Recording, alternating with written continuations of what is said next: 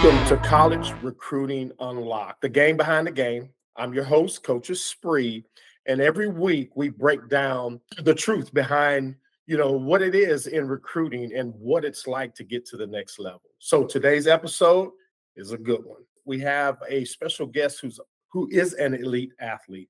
We're talking about people who operate at the absolute highest level, the highest level of competition in the world. And my guest today has done exactly that. She's a former Division I track athlete who transitioned into one of the fastest and most intense sports on the planet, Olympic bobsled. She recently competed on the world stage in the two-woman bobsled competition at the Winter Olympics, representing none other than the USA and showcasing what explosive speed, discipline, and mental toughness really look like.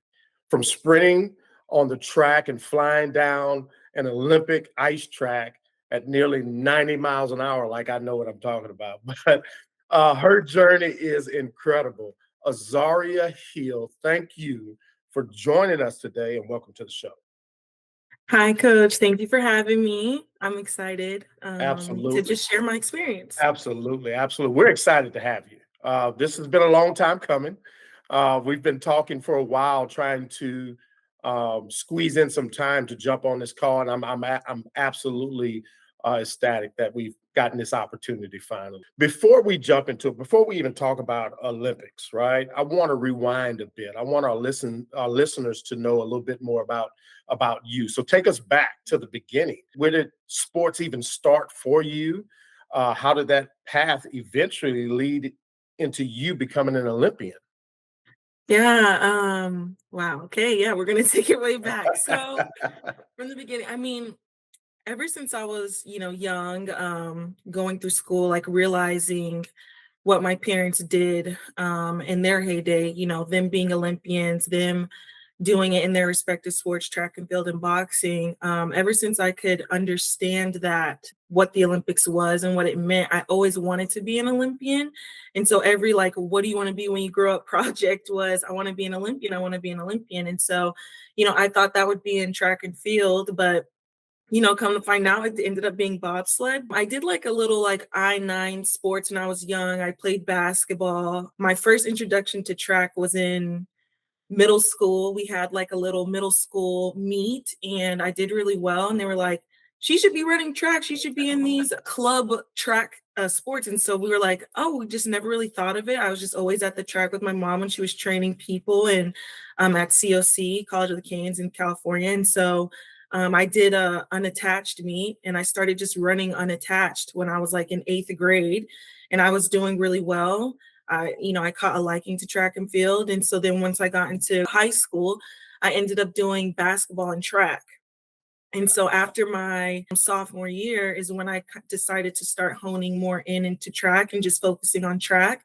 And so I did that. I was determined in high school. I was like, I want to be the best student I can be. I want to be the best athlete that I can be. So, I was very heavily into my academics and books. I was like, I'm going to take honors and AP classes. Like, this is just who I am. And then when I went into high school, I'm like, I want to be on varsity as a freshman. That was kind of like my goal. I've always kind of had high expectations for myself and kind of like that Olympic mindset.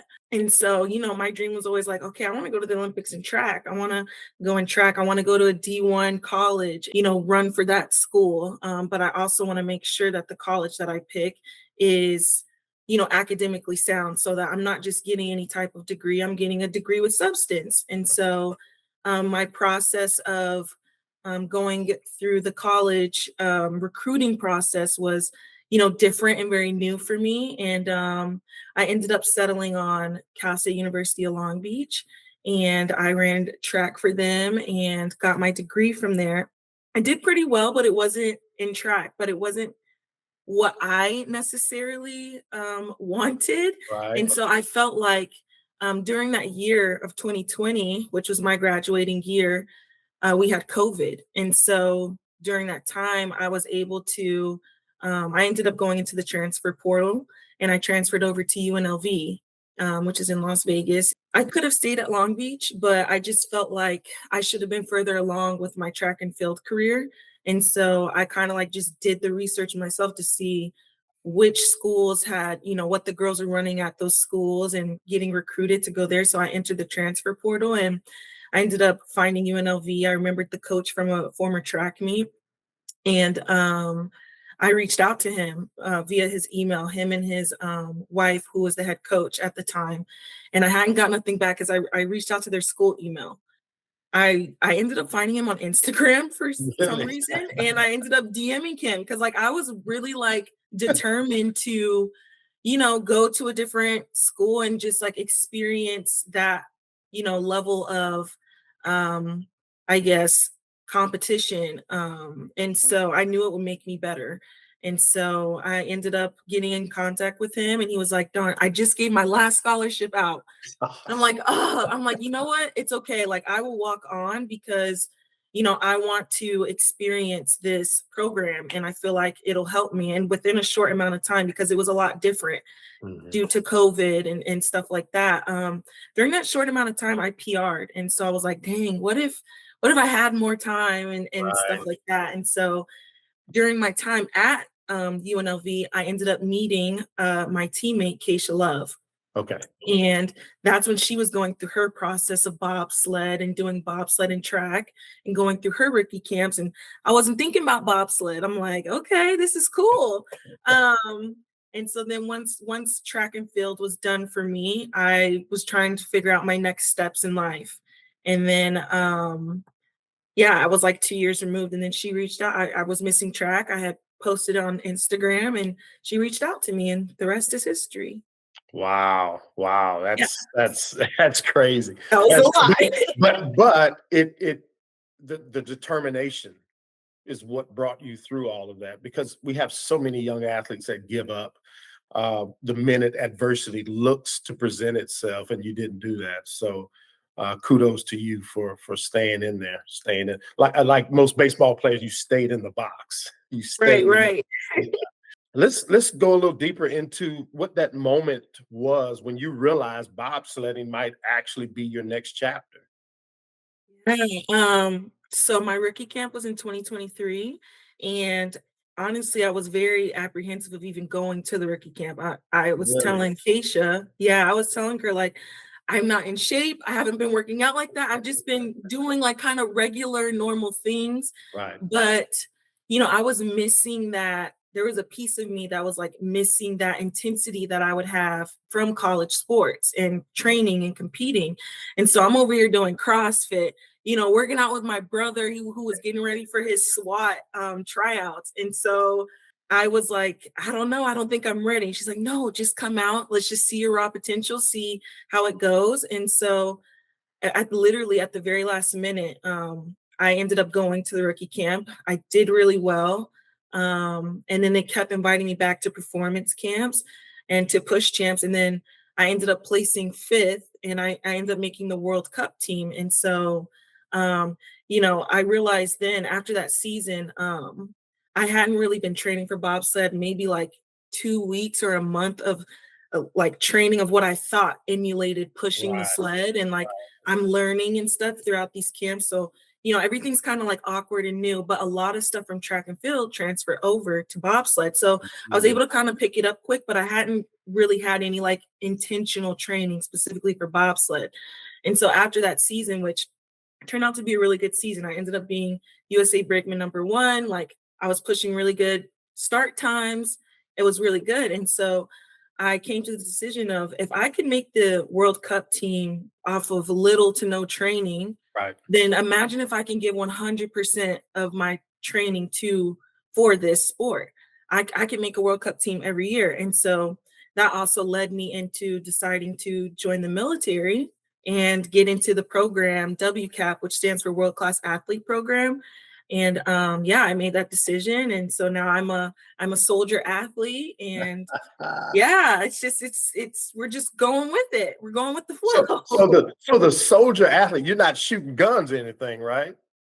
Well, You get an right opportunity now, to? no, but so when you enlist, you do basic training like everybody else. You do the job training that you choose, and in basic training, yeah, you learn how to shoot a Right. weapon. You learn basically the basics of military.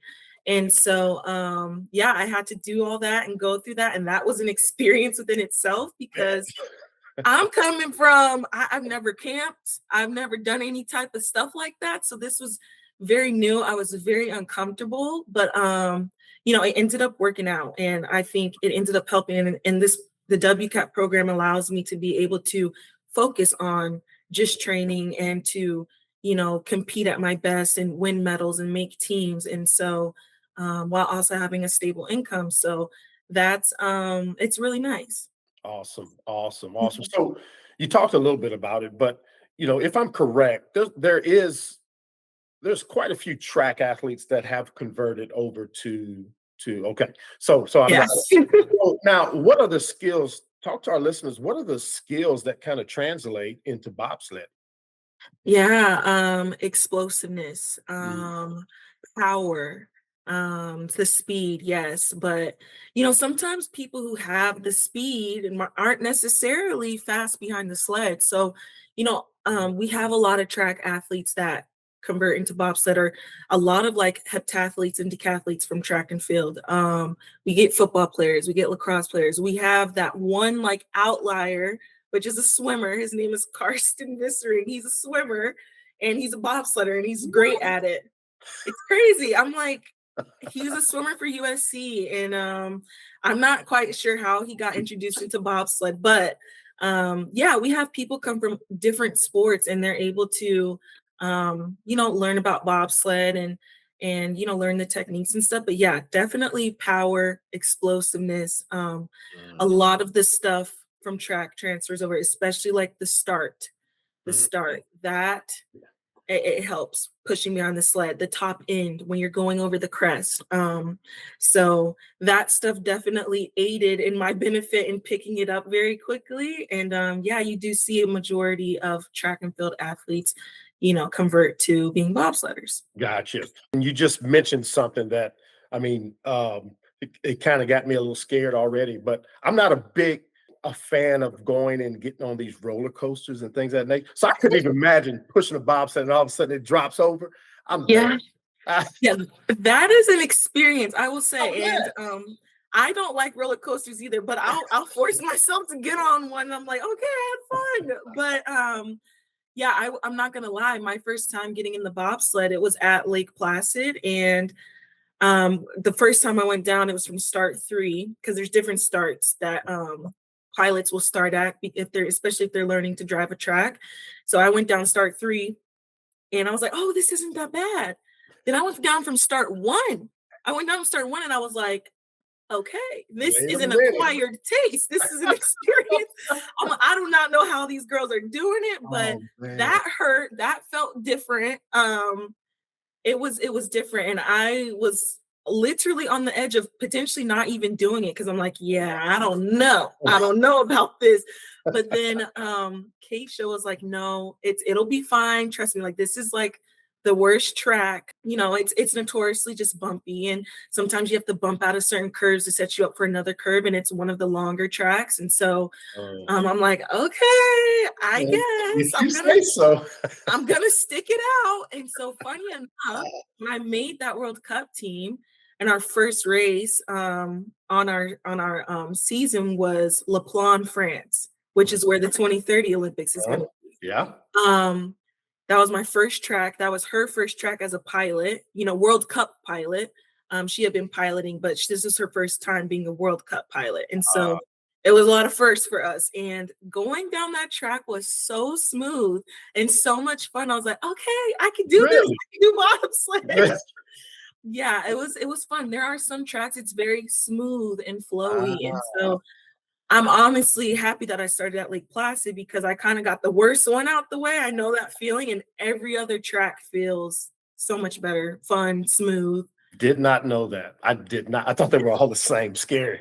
No, they're all different. They're all different, Gotcha. Gotcha. different lengths, different speeds that you can get. Like the fastest track is Uh-huh. Whistler in Whistler, Canada. That Okay. is the fastest track. I have not been on that track yet, Uh-oh. but I have heard stories. So yeah, Well, they're we'll all we'll different. get to hear your story. Once we'll see Yeah. what your story sounds like.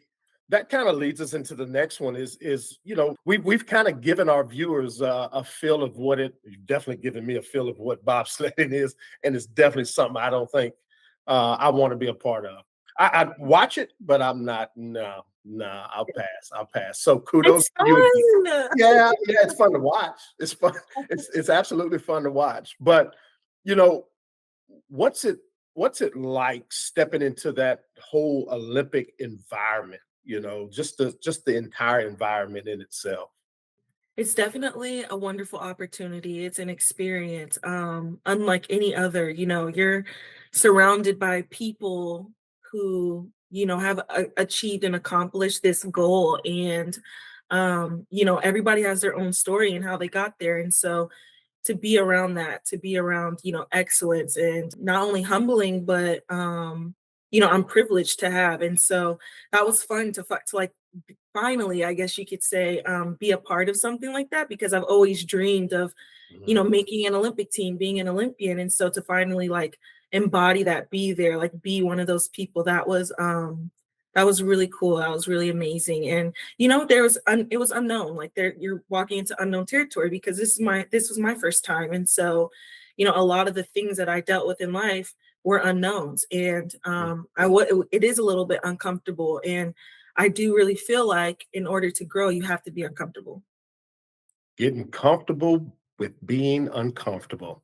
I talk a Yes. lot about that to my high school athletes. You just have to. You just Yeah. have to. So I'm glad you said that before me so I can go to say, see, okay. I'm telling you. Here's a tricky question. You're flying, you know, down the ice like fast, right? And I know there's some body shifting that has to happen to steer and all that. Yeah. Don't get it twisted. I have no clue what I'm talking about. But what's going through your mind when you're flying down those runs? Yeah, well, I mean, you're spot on. There is some shifting. You do feel the curves, you feel the pressures. Sometimes if your driver doesn't have a great ride, you feel that it can be a little bit rough, or sometimes you crash. I've crashed a couple times. I know what that feeling of weightlessness feels like, or hearing the sound before the crash comes. And so I'm personally a slider that likes to slide with my eyes closed because the visual and the feeling just don't match up to me. Uh, So sliding with my eyes closed just it feels better for me. And so, as a brakeman, you are supposed to know the course. You are supposed to know which curves that you're in. And you get to know that through the runs that you um do. And just getting a feel for the track, just being in the back of the sled. It is definitely a different feeling than being in the pilot seat, because now that I have experienced a little bit, just a little bit of being a driver, being a pilot, right. I feel like being in the front seat, you definitely feel like the roller coaster type feeling. Mm, Being in the back, I don't feel that roller coaster type feeling. okay. Um, but you do feel the pressures. You do feel, sometimes if it whips around or hitting a certain curb or a certain wall or whatever. But I do feel like you do have to have some level of craziness to run down an ice track and jump in the back of the sled and pray for your pilot to drive us right, not crash us and stuff like Yeah. that. Unfortunately, for the women's team, we have amazing pilots, and so they all are great drivers. And you have Perfect. that trust, and building that camaraderie, that trust, that chemistry definitely helps when being in the sled. Yeah. Slip and slide is about the best I'm gonna do. That's about the best. That's the best I can do. And don't give me a heel. I mean, I want to go straight on flat ground. You're listening to College Recruiting Unlocked, the game behind the game. If you're a parent or athlete navigating the recruiting process, remember this: exposure alone does not earn scholarships. Preparation, strategy, and execution do. That's exactly what we built here at Pro 7 Sports Recruiting. We built a program to help athletes build real opportunities with college coaches nationwide. Now let's get back to the show. Azaria, let's talk some more about this power, this speed, and this preparation, right? So in bobsledding, everything counts again, correct me if I'm wrong, on the start. And Yes. and that okay, okay. So that push at the beginning of the run can literally determine the outcome of the race, correct? Yeah, depending on certain tracks, it can. You're really seeing on World Cup that the push matters. The push is very, very important. That's the engine that gets the sled going. And so that's important.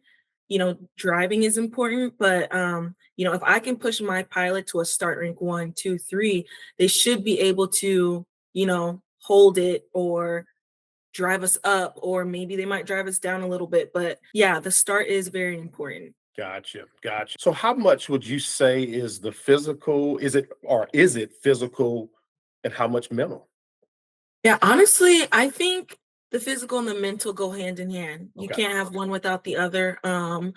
It is very, very important, especially mentally, and especially for our pilots because they have to go through mind runs. They have to, take track walks and stuff. And so, me as a brakeman, because we're a team, if I can alleviate as much stress off of my pilot, Uh, meaning taking care of the sled, right. making sure those things are taken care of, that helps my pilot be able to perform at the best that they can and not have that, oh my gosh, I don't know if my sled's going to get to the line. I don't know if this is ready. So also just, seeking the sports psychologist, seeking the therapy, like that stuff is important. And I don't think I would have thought it was as important had I not been through the things that I went through in college. Like there was a point in time when I was at Long Beach that I was going through episodes of like missing track and school for 2 weeks. Mm, And I couldn't understand what it was. I didn't know what it meant.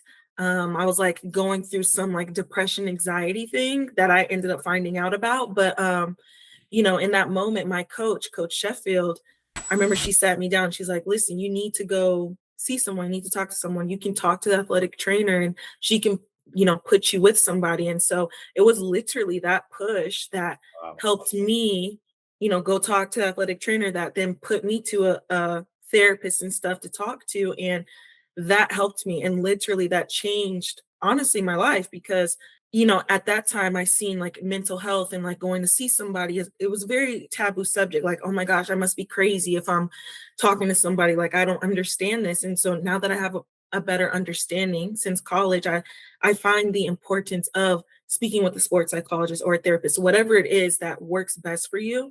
That's just as important as the physical and training and preparing. Like you were saying, that preparation is everything. You plan the work and you work the plan. Mhm. Like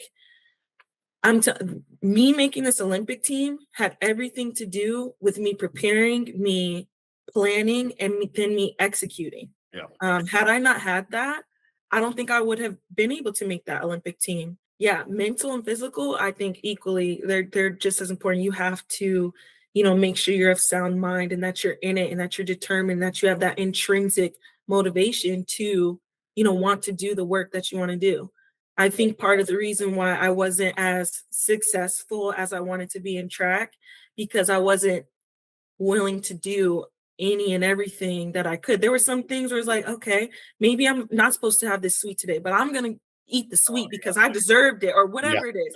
There's those little sacrifices, but I realized now that I'm older and now that I got into bobsled that I was willing to make the sacrifice. I was willing to do the work. I was willing to do whatever needed to be done to get to where I wanted to go. And I feel like that was one of the main differences in me achieving what I wanted to achieve. I was willing to give everything that I had because I knew that nobody can take away my work ethic. My work ethic is everything.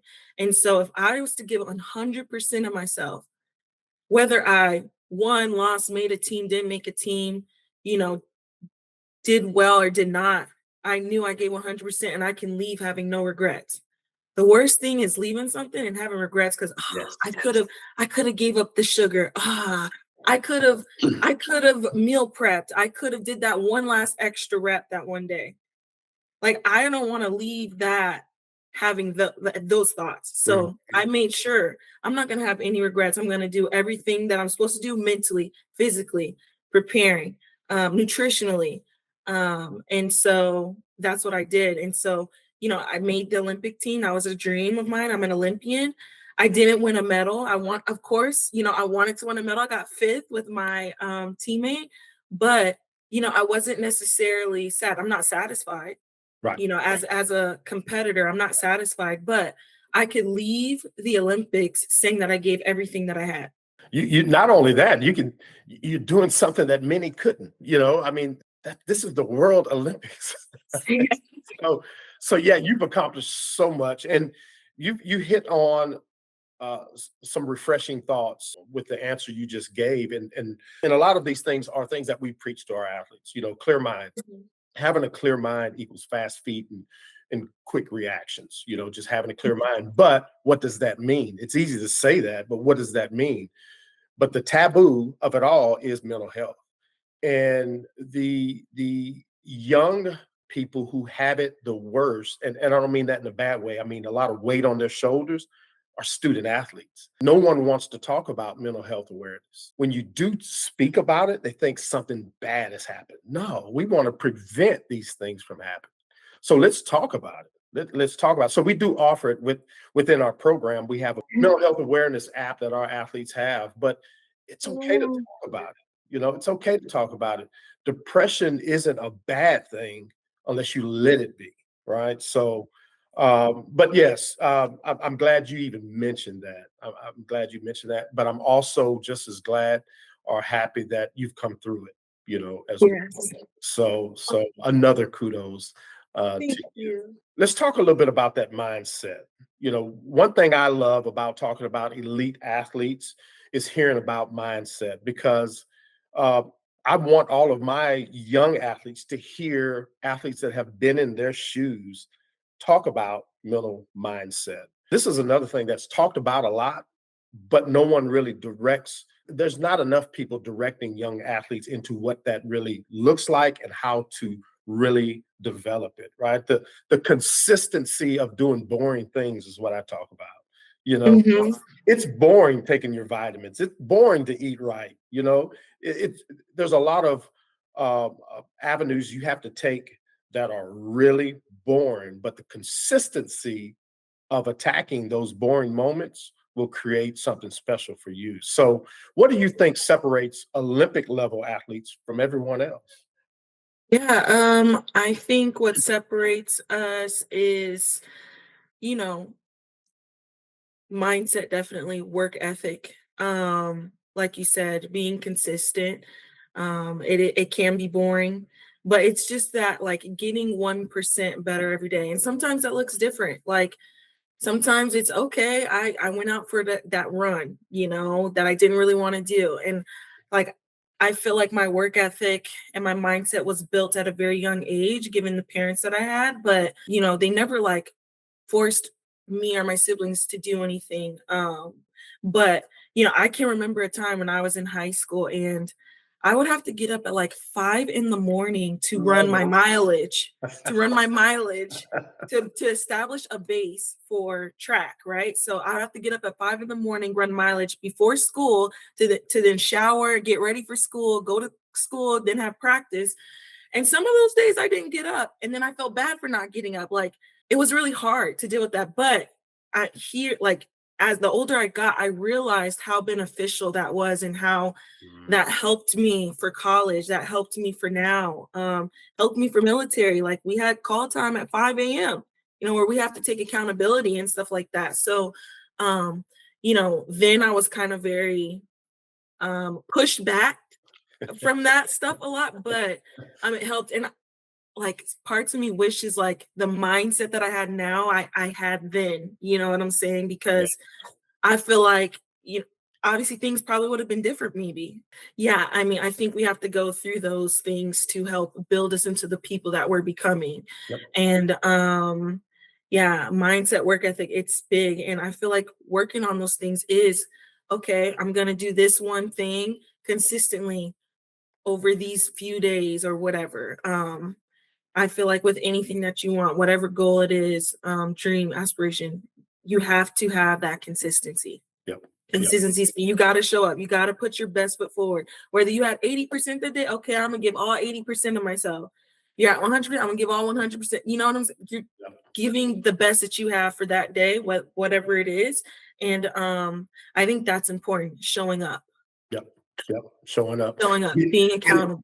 I like that, and getting that 1% better. I mean, that's golden. I mean, you take a look at it. High school athlete, you have this time to get it right, right? You have this time to get it right, and if you can get 1% better every day in that time, and I tell my son, I need to have my 14-year-old son talk to you, but I tell him all the time is one day of inconsistency, sets you back, Mhm. and you don't feel it, you won't see it, but over time it does. It absolutely does. Because if you're trying to get better every day and you spend one day not getting better, well, set you back. That's just simple math. And he's a math genius, so I had to put it into math terms to make him realize that.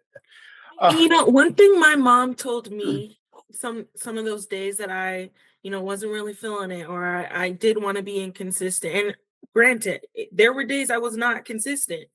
I'm probably more consistent now than I was then. that's how it works. But um she would bring it back to, what do you think your competitors are doing? That day that you're taking off, or that day that you choose not to be consistent, there's somebody else being consistent, and that's going to compound. And what's crazy, I did see that in college. Like, Mm, in college you get those breaks, fall break or spring break, winter break. And so winter break, your coach will give you workouts to do that you're right. supposed to do on your own. You could tell the athletes who did not Mm, do their workouts yes, indeed. at winter break, because when they came back, the athletes that did were so strong, could get through the workout. The athletes that didn't were struggling. It was hard. And so those 1% every day, that's compounding. You're getting better and better and better. You're building on that. You can't get better if you don't continue to work on your weaknesses. Yep. And then if you don't work on that stuff and you revert back, then you have to rebuild that back up again. And you're starting from square one again. Yep. Yeah, yeah. I'm with you on that. I'm absolutely with you on that. Before we wrap up, I want to throw this in there. We always drop a gem for our listeners in recruiting, and our gem for this show is to stay active. You have to stay active in the process, right? And that's with everything across the board. You have to stay active athletically, academically, and reaching out to coaches. It's a process that if you miss one part of it, it doesn't work. You can't bake a cake without flour. I mean, it's just whatever the case may be. Mhm. You can't cook a pancake without pancake mix. So same thing there. So don't wait to be discovered. Reach out to coaches. Make sure it's the right ones that you're reaching out to, but stay active in everything as far as your development. So, Azar, Yes. what advice would you give young athletes who dream about becoming or competing at the highest level? What advice would you give? I give them a few pieces of advice. I Uh, think my first advice would be to never give up on themselves or their dreams. mm, I think my second piece of advice would be to not be afraid to take a risk. Because what if I was afraid to not reach out to that UNLV coach? I was being active. I wanted to make another D1 college team and compete. What if I had just stayed complacent, maybe stayed where I was at? Like, don't be afraid to take that risk. It might be scary, but it'll be okay. And to be okay being uncomfortable. mm, Being uncomfortable is where you grow. You almost want to seek out to be uncomfortable. And mm. so yeah, I think those are some pieces of advice that I would give. Great, great, great advice. Great advice. Great advice. So I hope our listeners are listening, taking notes, and put these things or the advice tips or actionable tips into play. So last question. Last Yeah. question for you. All right. So tell me this. What's next? Ooh, what's next? I got my eyes on 2030, the All right. 2030 All Olympics, right. and I want to come back with some hardware from there. But That's what I'm talking about. That's what I'm in the meantime, I'm gonna be, making saying. World Cup teams, still doing the bobsledding and trying to progress my career in like the military as well. So I'm working on those things right now. Awesome. Awesome. Awesome.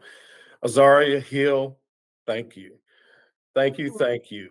Olympic athlete, competitor, and an incredible example of what dedication and belief can accomplish. Your journey from track to the Olympics, inspiring. It's absolutely inspiring, and we truly appreciate you taking time to share this with us. Right, share your journey with us. So, to everyone listening today, remember that greatness doesn't happen overnight. It just doesn't. It's built through consistency, discipline, and belief in the process. This has been College Recruiting Unlocked, the game behind the game. I'm Coach Spree. Stay focused, stay disciplined, and always give your best. Belief plus execution equals success. Thank you, Azaria. Thank you for having me. Absolutely.